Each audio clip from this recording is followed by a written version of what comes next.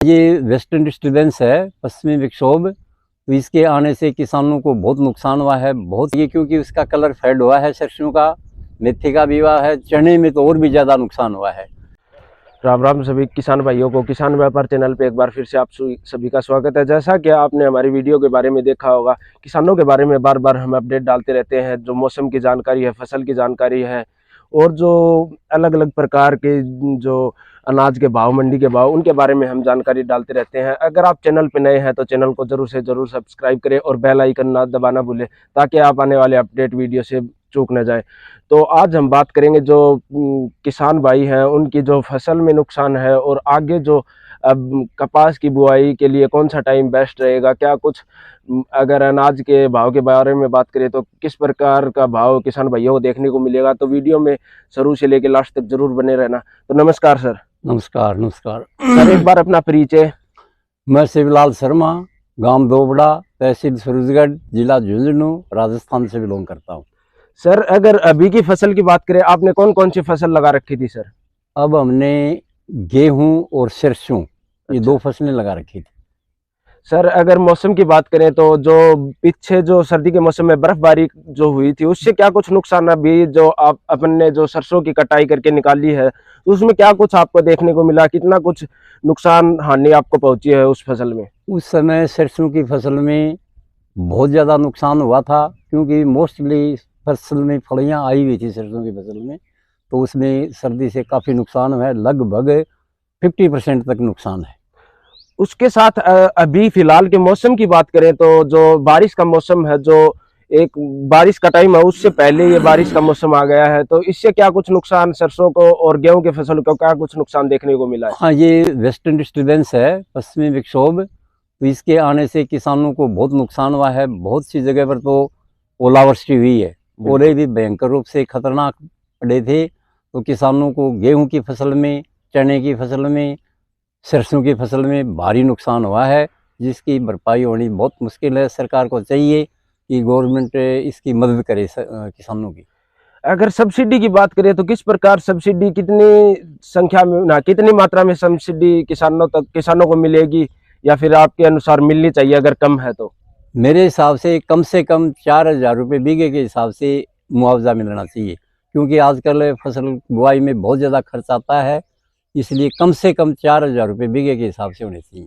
अगर अभी बात करें जो सरसों की कटाई की है लोगों ने, सरसों, चना, मेथी, अलग जो फसल थी इस मौसम की, बारिश के कारण उसकी जो रंग, कलर की जो रूप था वो कहीं ना कहीं चेंज हुआ होगा। उससे अगर अनाज के भाव में, मूल्य के बारे में बात करें तो गिरावट आएगी। क्योंकि उसका कलर फेड हुआ है, सरसों का, मेथी का भी हुआ है, चने में तो और भी ज़्यादा नुकसान हुआ है।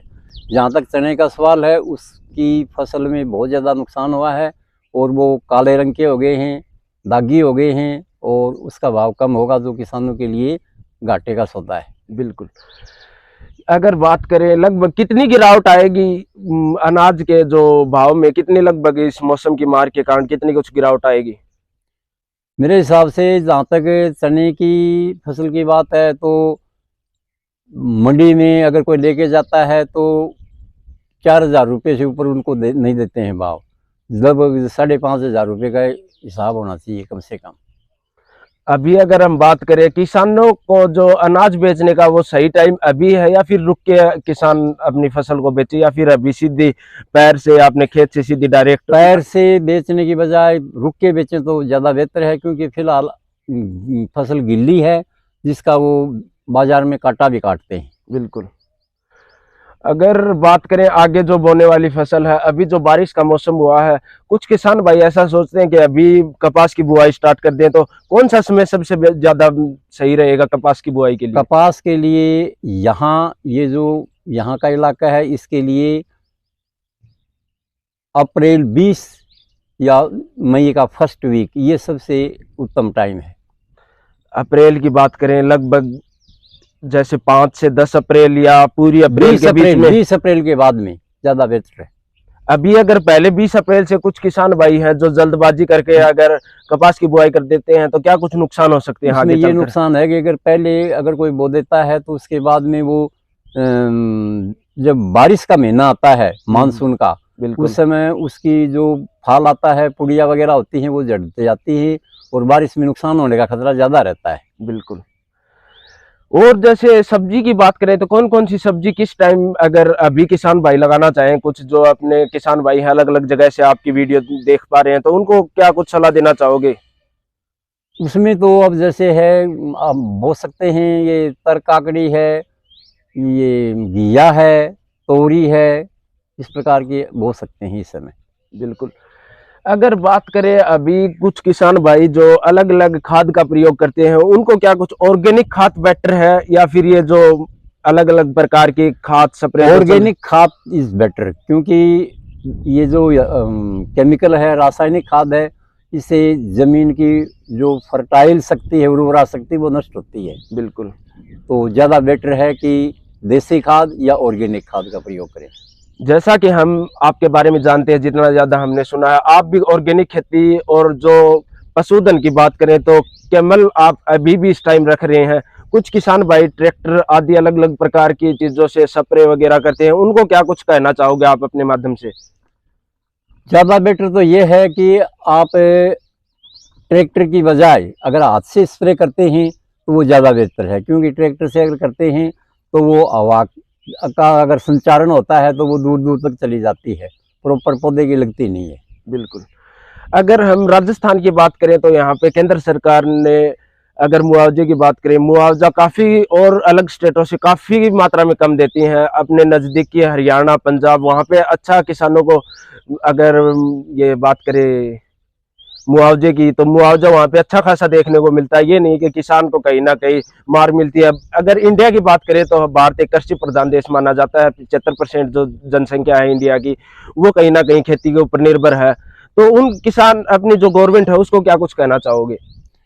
सरकार को चाहिए कि इस किसानों की पूरी मदद की जाए और हमारे यहाँ पर कम से कम 4-4.5 हज़ार रुपया प्रति बीघे के हिसाब से मुआवजा देना चाहिए, क्योंकि आजकल खेती में खर्चा बहुत ज़्यादा होता है। जबकि चूरू में भी बढ़िया मिलता है, हरियाणा में भी बढ़िया मिलता है, पंजाब में बढ़िया मिलता है, उसकी तुलना में हमारे यहाँ जो शेखावाटी बेल्ट है, ये झुंझुनू का, इसमें कम मिलता है, जबकि देना चाहिए। बिल्कुल। और कुछ किसान भाइयों को अपने माध्यम से क्या कुछ कहना चाहोगे? और तो यही है, बस अपने सही तरीके से टाइम टू टाइम, आजकल मीडिया का युग है, टेलीविज़न में भी आती रहती हैं खबरें और मोबाइल पर भी मौसम का पूर्वानुमान आता है, उस हिसाब से अपनी खेती करें। बिल्कुल।